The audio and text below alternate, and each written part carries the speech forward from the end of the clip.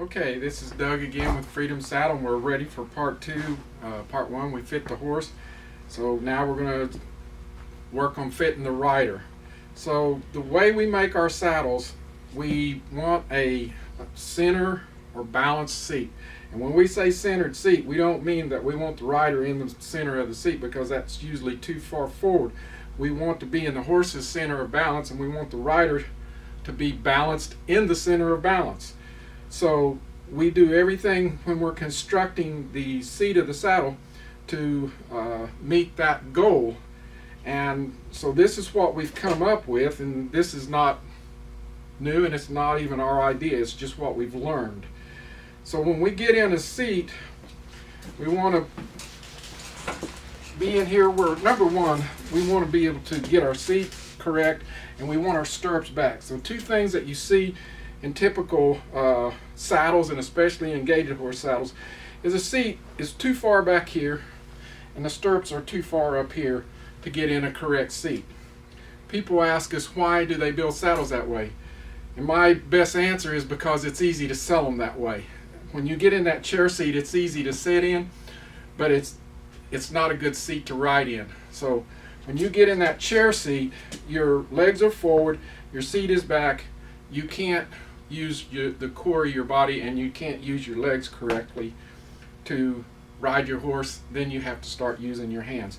So the more you use your hands, the more fractious your horse becomes as a general rule. A lot of horses will put up with it, but there's a lot more that won't. We see evidence of this every day. You know, if you go on Facebook and see all the people, it's the same problems over and over. I talk to people every day, it's the same problems over and over. So this is how you're going to correct them. So this is my particular saddle, and I'm going to be the model today. I don't know that I'm the best model or even the best rider, but what we want to do when we're building the saddle, number one, we want to get it where you can get that kind of that straight line. Jeremiah, can you give us a kind of an idea? So if I'm riding, I want to be kind of like this. I want my legs relaxed, and I want to have ear, shoulder, hip, and heel as good as I can get it. If it's not perfect, that's okay. That's good. But work on getting that better all the time. When I'm up like this, I can turn and use my core.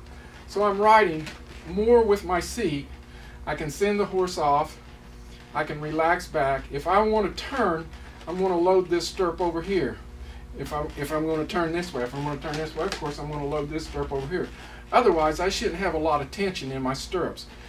And these saddles that put you like this, you're out of balance all the time, so you're bracing. A lot of people don't even realize it, but they're bracing all the time in the saddle, trying to maintain their balance. But when you brace, the horse has to brace to compensate for your brace. So all this stuff starts leading toward bad things. So again, we want to get in here. I'm going to get in my saddle, stand up, settle right down in, and you should find a kind of a nice place. Then I'm going to take my leg out, stretch it down, and I need a little bend. This is another thing. Most people, and especially gaited horse people, ride with too long, too straight of a stirrup. If you're feeling your seat too much, your stirrups are probably too long. If you want to canter your horse and you got big long stirrups and your legs are flopping around, it's not going to work very well. You got to learn to get up here and get in a little more correct seat. Most of these gaited horse saddles will not allow that to happen. So that's why we build this saddle the way we do.